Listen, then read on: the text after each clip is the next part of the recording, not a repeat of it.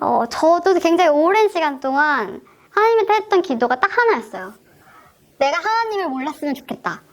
하나님 없었으면 너무 좋을 것 같고, 또 고칠 수 있으면 좀 이렇게 그냥 일반적으로 사는 것에 대해서 되게 갈망했었는데,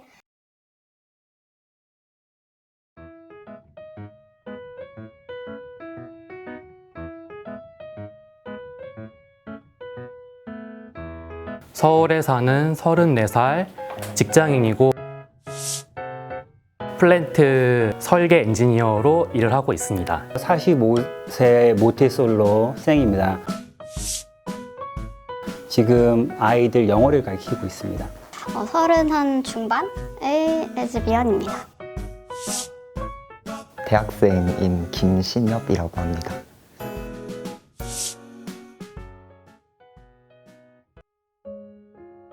저는 모태신앙이고요. 저희 아버지가 목사였고 보수적인 교단에서 자랐습니다.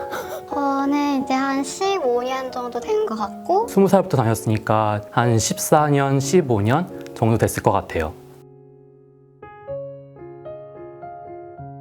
퀴어 퍼레이드 참석하면서 이제 부스들이 퀴어 퍼레이드 가면 많이 있거든요. 그 중에 이제 뭐 무지개 교회의 그런 부스들이 여러 개 좀 있었고, 거기서 이제 저는 로뎀 나무 그늘교회를 처음 만났었어요.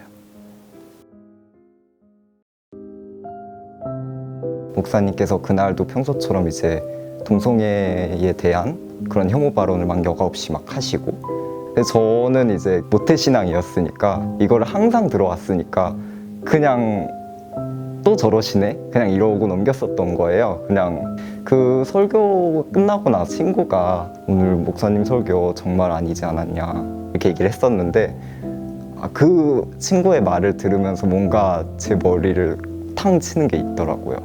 어느 순간부터는 굉장히 매주 이 이야기를 듣는 거예요. 매주 한 대씩 가서 이렇게 맞는 느낌? 이게 지속될 때, 이제 더 이상은 내가 이제 버틸 수 없겠다 이럴 때 나왔던 것 같아요. 가족들이 알고 있고요. 가족들은 이제 굉장히 못마땅하게 생각하셔요. 굉장히 못마땅하게 생각하시고, 너 교회 간다고 하지만 사실 교회에서 근데 이건 말을 하긴 좀 그렇지만 이상한 거 하는 거 아니냐, 정작 그 사람들 그냥 모여가지고 그러려고 모이는 거 아니냐, 그런 시선도 많이 받았었고, 대놓고 그렇게 말씀을 하시더라고요, 가족들이. 그리고 저는 가족들한테 다 커밍아웃 했어요. 커밍아웃 했는데 저희 부모님이 연세가 많으신데도 불구하고 너무 흔쾌히 이해해 주시는 거예요. 뭐 어떻게 될 줄 알았는데. 네. 그리고 이제 나중에 물어본 거죠. 아빠, 나 남자 좋아하는데 아무렇지도 않아요? 왜 받아줘요? 이렇게 물어봤더니 그런 들어왔던 얘기들이 있잖아요. 뭐 동성애가지고. 그런데 자기가 들었던 거랑 내가 30년 넘게 지켜봤던 나의 아들의 삶은 정말 완전히 반대였다는 거죠. 이해는 안 되지만 그냥 그 사람들이 하는 말과 다르니까 그런 것 같아 라고 하면서 받아주시고, 저희 가족들은 저희 교회 한 번씩 다 오셨어요. 네, 같이 예배 드리고, 심지어 저희 매형은 저희 교회에 와서 설교도 해준 적이 있어요. 저를 구성하는 가장 큰 두 가지 정체성이 크리스찬이라는 것과 성소수자라는 거거든요. 근데 이 두 가지가 정말 격렬하게 대립을 했었어요. 그런 시간을 저희가 디나이얼이라고 하는데, 자기를 계속 이렇게 거부하고 이 부분만 고쳐달라고 하면서 좀 시간을 보내다가, 저도 굉장히 오랜 시간 동안 하나님한테 했던 기도가 딱 하나였어요. 내가 하나님을 몰랐으면 좋겠다. 하나님 없었으면 너무 좋을 것 같고, 또 고칠 수 있으면 좀 이렇게 그냥 일반적으로 사는 것에 대해서 되게 갈망했었는데, 두 가지 다 저한테 너무 실제적으로 믿어지는 거예요. 이 종교도 그렇고 나의 실존하는 것도 그렇고. 그래서 그냥 버리지 못하고 교회를 계속 다니게 됐죠.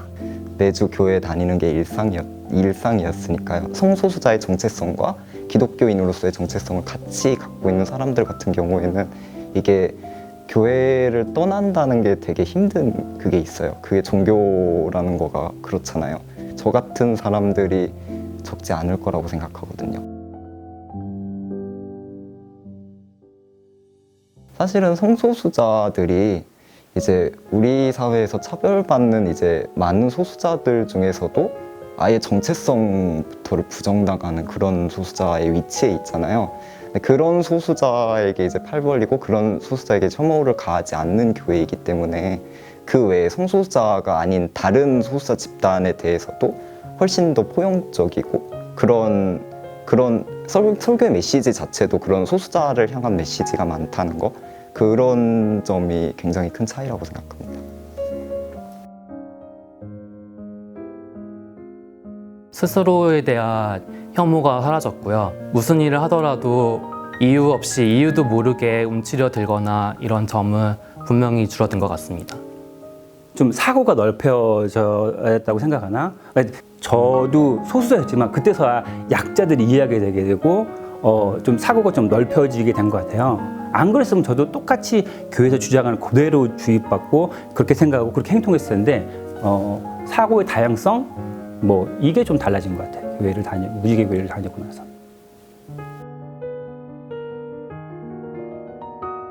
그래서 딱히 할 말이 없네요. 그러니까 이거를 사실은 왜 반대하는지 도무지 알 수가 없고요.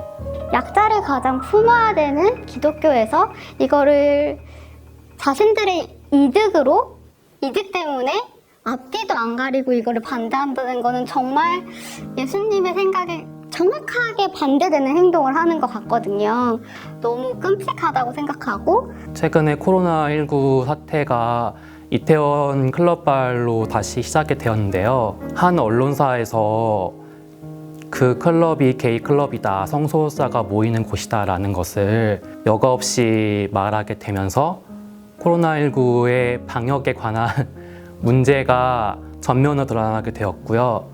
사람들은 성소수자들, 확진자 혹은 자가격리자 또는 검사를 받아야 되는 사람들이 왜 받지 않고 숨는지에 대해서 이해하려고 하는 것이 아니라 무조건적인 비난을 하고 있습니다. 명확하게 근본적부터 보자면 차별금지법이 제정되지 않아서이고, 이 법이 이미 시행되고 있었다고 하면 많은 성소수자들이 직장 내 아우팅이나 이웃 사회 내에서 아우팅당하고 혐오받는 일들을 겪지 않았을 것이고요. 지금도 그런 수많은 일들을 겪고 있을 성소수자 여러분들이 너무 안타깝고 그 숨는 마음이 이해가 되고요.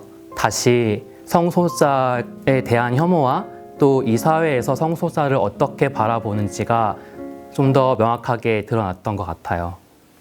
차별금지법은 빨리 돼야죠. 뭐 그러면서 성소수자법이라고 많이도 오해를 하고 계신데, 사실은 이 차별금지법에 포함되는 건 성소수자뿐만은 아니거든요. 사회적 약자에 대한 공간과 권리를 확보해주는 가능성을 열어줄 수 있다고 생각을 하고요. 또 사회적인 규범으로 끊임없이 소수자들을 혐오하는 그 문화에 대해서 견제할 수 있는 법이라고 생각을 합니다. 혐오는 자유지만 그 혐오 표현은 혐오하는 별개의 문제라고 생각을 하고, 실제 법적으로도 그게 별개가 돼야 되는 거죠. 그래서 혐오하는 내가 마음과 감정을 갖고 있다고 해서 그 혐오를 마음껏 특정 대상한테 쏟아 부어도 된다 라는 거는, 그건 자유와는 별개의 얘기라고 생각하거든요. 그건 폭력이고 타인의 권리나 타인의 인격이나 타인의 자유를 해하는 행위잖아요. 그런 의미에서 이제 차별금지법이 이야기를 하고 있는 것은 그런 혐오 표현에 관한 부분이 크죠. 함부로 타인이나 어떤 특정 그룹이나 타인에 대해서 혐오를 할 수 있는 그 발언이나 이런 것들이 이제 좀 제한하는 것들이 있는 걸로 알고 있는데, 좀 그런 개념을 일단 좀 우리가 구분해서 봐야 되겠다. 갈라디아서 3장 28절에서 그리스도 예수 안에서는 헬라인이든 그리고 유대인이든 자유인이든 노예든 남성이든 여성이든 모두가 하나라고, 그리스도 예수 안에서는 하나라고 말을 합니다. 과연 현대 교회 사람들이 잘 계승하고 있는 것인지 잘 따르고 있는 것인지 우선 묻게 되고요. 너무 무턱대고 혐오를 하시지 마시고, 좋은 책도 많이 나와 있으니까 좀 다양한 사람들이 만나는 하나님에 대해서 좀 관심을 가지고 공부를 좀 하셨으면 좋겠다는 게 저의 바람이고, 그게 첫 번째 방향이 아닌가.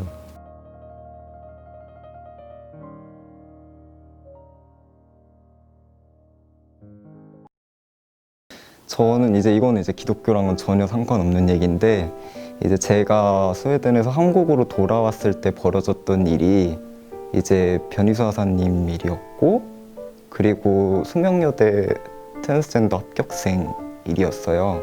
이제 이제 그 두 분 다 이제 트랜스 여성이셨는데 이제 저도 트랜스 여성이고 그 일들을 보면서 되게 마음이 아프더라고요. 사실 이제 그런 저희가 이제 마주했었던 혐오적인 발언들이 그 근본을 들여다보면은 그냥 그런 그런 생각이 있을 거라고 생각했어요. 그냥 내 주변에 저런 사람이 있을 리 없어. 그러니까 내 주변에 트랜스젠더들이 있을 리가 없으니까 그렇게 말을 함부로 하고, 물론 주변에 없다고 하더라도 말을 함부로 하면 안 되죠. 그거는 당연한 거지만 그래도 이게 트랜스젠더가 내 이웃일 수도 있고 내 친구일 수도 있고 내 가족일 수도 있다, 이런 생각이 부재하기 때문에 저런 말을 함부로 내뱉는 거다라고 생각을 했거든요. 그런 면에서 이렇게 그 변희수 하사님처럼 이렇게 한 명씩 한 명씩 트랜스젠더들이 내가 여기에 있다, 너희들이 그렇게 우리를 없는 존재 취급하고 왜곡하고 하지만 우린 분명히 이 사회에 존재하고 있다, 이런 메시지를 던지는 것만으로도 이런 보수적인 사회에 균열을 내고 문제의식을 제기하고 이런 데에 굉장히 큰 역할을 할 수 있다라고 생각했어요. 그래서 그런 모습을 보면서, 그리고 이제 제 앞번에 이제 계속 그렇게 당당하게 자기 자신을 드러내셨던 트랜스젠더 분들을 보면서 아, 그런데 도움이 될 수 있다면 나도 이렇게 당당히 나 자신을 드러내고 사회에 내가 이렇게 존재하고 있다, 이렇게 말하고 싶다, 그런 생각이 들어서 그 일을 계기로 이렇게 오픈리로 살고 있는 것 같습니다.